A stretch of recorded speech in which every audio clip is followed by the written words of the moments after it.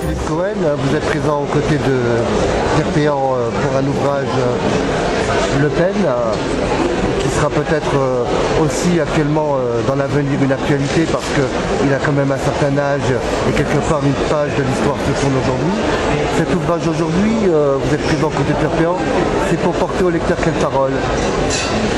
On n'a pas de parole à porter, comme vous dites, Le Pen s'apprête à tirer sa révérence, mais au fond, le nom de Le Pen risque quand même encore pas mal de briller sur la scène politique française, puisqu'il transmet à sa fille Marine Le Pen un parti qui est plutôt dans une bonne santé électorale.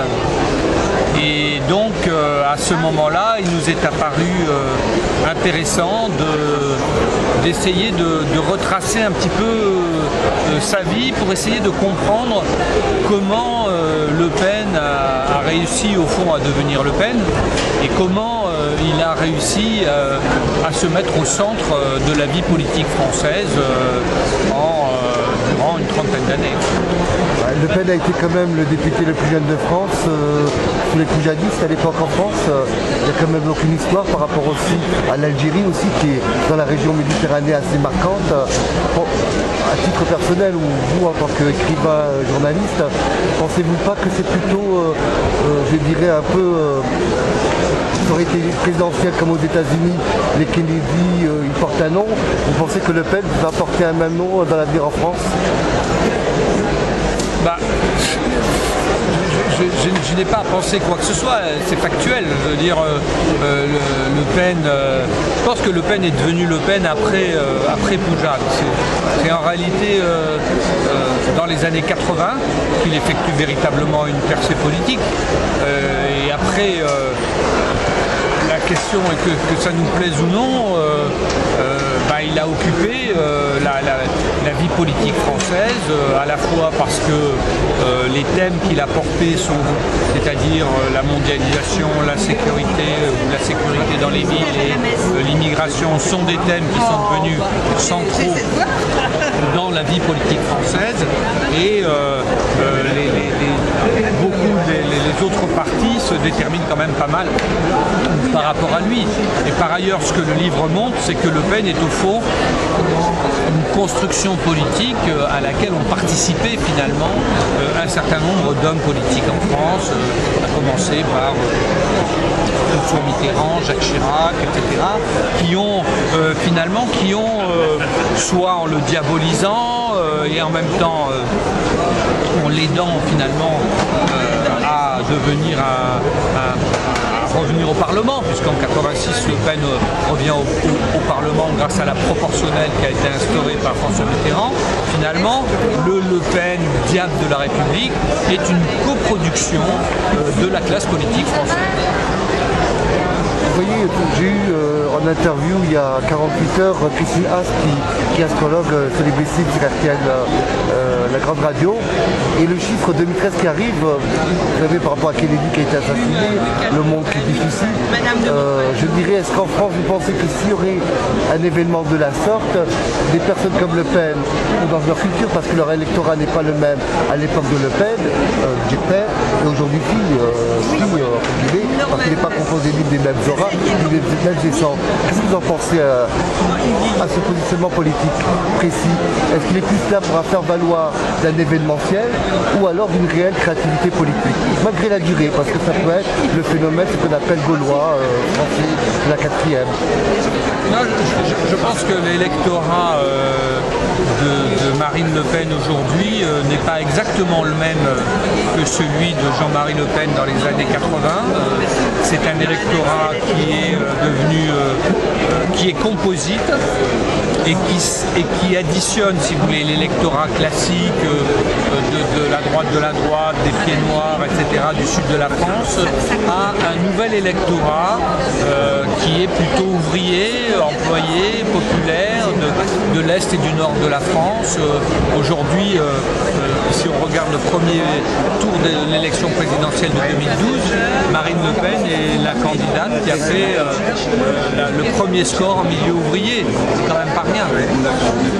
Mais avec ce changement justement, parce qu'avant, si vous voulez, avant il n'y avait pas les droits des femmes, la France a mûri plus lentement que d'autres pays dans certains droits fondamentaux. Vous pensez que cette étiquette va rester dans le corps électoral et même dans les élections où il va revenir à sa source, les 1% traditionnels qu'on sait qui représentent la France et que la France a toujours besoin de certains boucs émissaires politiques ou électoraux pour pouvoir appliquer certaines politiques? Je pense que la crise, si vous voulez, profite au Front National. Et lui profite d'autant plus qu'il est dans une position, je dirais, confortable, dans la mesure où depuis 30 ans que le Front National existe, à part quelques expériences municipales, il n'a jamais eu à exercer aucune responsabilité politique où que ce soit. Et que du coup, c'est le seul parti en France qui est un petit peu, qui peut prétendre être le parti de l'innocence, de l'Immaculée Conception, de ne pas s'être mouillé dans quoi que ce soit, et du coup d'en tirer bénéfice dans une situation de crise où justement il y a un certain désarroi, surtout dans les classes populaires. Votre avis sur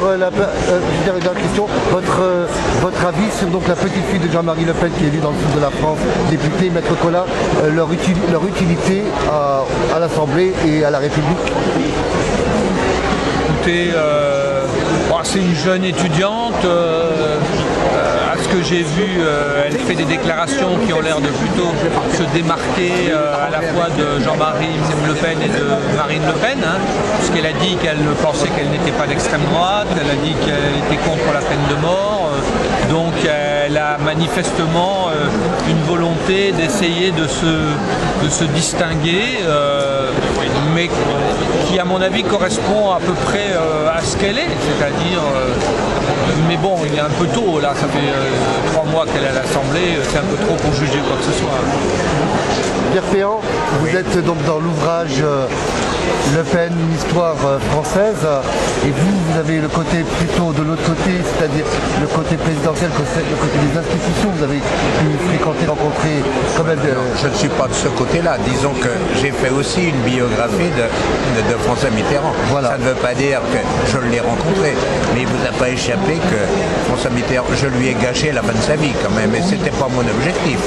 Mais la réalité, c'est ça. La dernière fois que je l'ai vu, la première phrase qu'il m'a dit, vous m'avez fait du mal, ce qui était vrai. Donc quand vous dites du côté présidentiel, oui, je l'ai rencontré assez souvent, mais je ne pense pas être du côté, je suis du même côté que le côté d'un biographe, c'est-à-dire quelqu'un qui regarde, quelqu'un qui essaie de comprendre.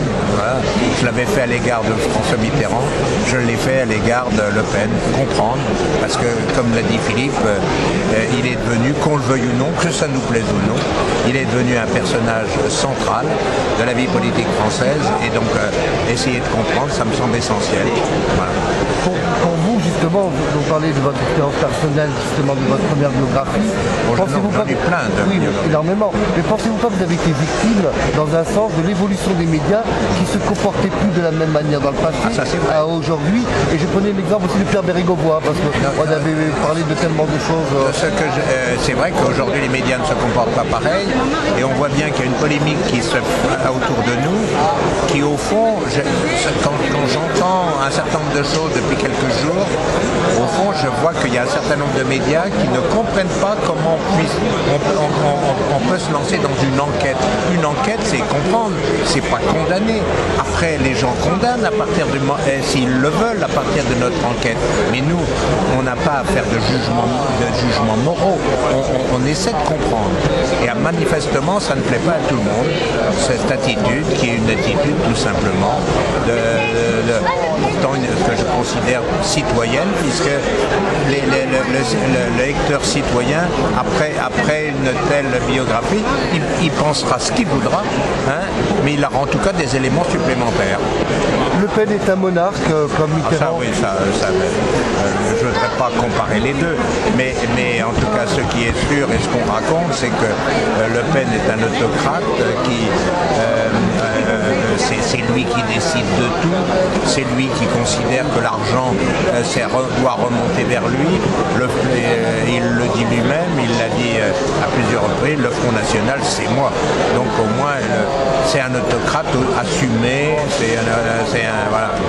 Le Pen, c'est pas un peu le Bijard, un petit peu à l'armée, un petit peu le... Oui, mais sauf que Bijard, il avait son tempérament, mais dans une structure. Et donc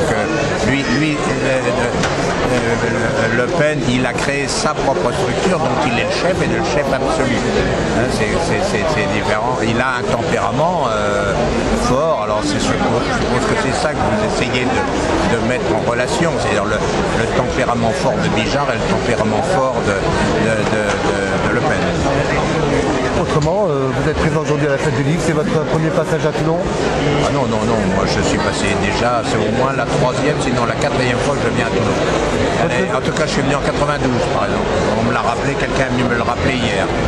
Votre vie, comment vous trouvez aujourd'hui l'évolution du métier de journaliste? Parce qu'à l'époque, les concepts étaient différents, c'était à l'époque Pompidou, jusqu'à les médias étaient mis au silence, les peuples étaient mis au silence. Et aujourd'hui, cette liberté totale Non, mais moi je considère que ce que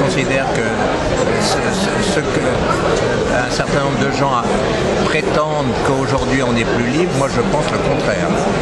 Je pense qu'on est moins libre aujourd'hui parce qu'il y a le poids de la bien-pensance est très fort, ce qui fait que sur un certain nombre de sujets, des sujets sensibles comme Le Pen, eh bien manifestement on est l'objet d'attaques d'une violence absolument extraordinaire, ce qui à mon avis, on aurait écrit une biographie de Le Pen il y a 30 ans, enfin ou un personnage comme ça, on n'aurait pas eu le type d'attaque qu'on a aujourd'hui. Vous pensez, comme votre confrère, que le mot Le Pen ou que la famille Le Pen va rester au fil du temps comme Louis XIV Déjà, j'ai du mal à analyser le passé, le présent encore moins, mais le futur, je ne sais pas.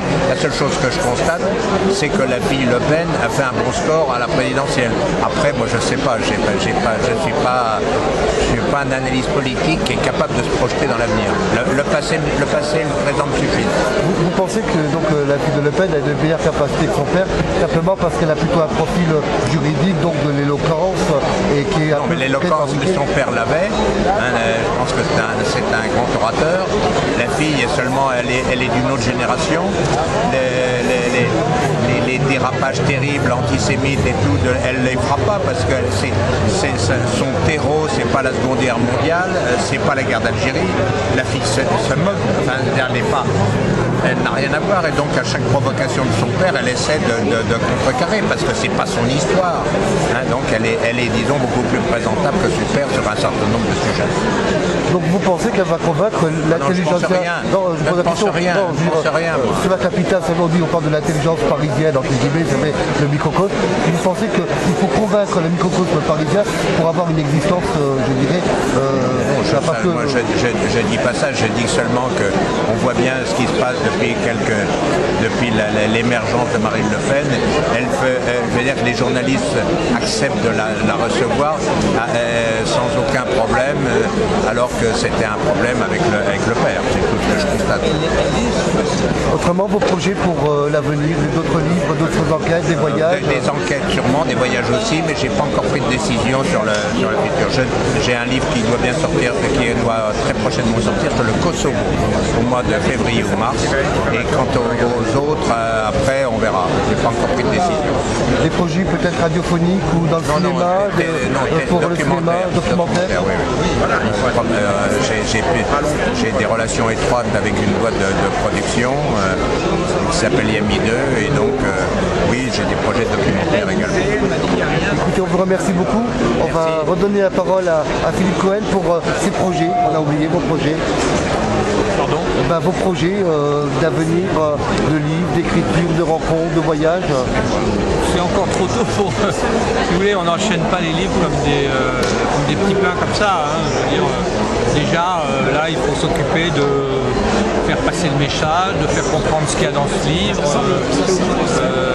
Et ensuite, je penserai à une enquête suivante. Hein. Voilà, c'est un peu tôt. Là. Écoute, on vous remercie beaucoup et on vous souhaite une excellente fête du livre 2012 et plein d'autres fêtes du livre parce que vous êtes appelé à rencontrer beaucoup de lecteurs et présenter votre ouvrage au Firmament de la Liberté.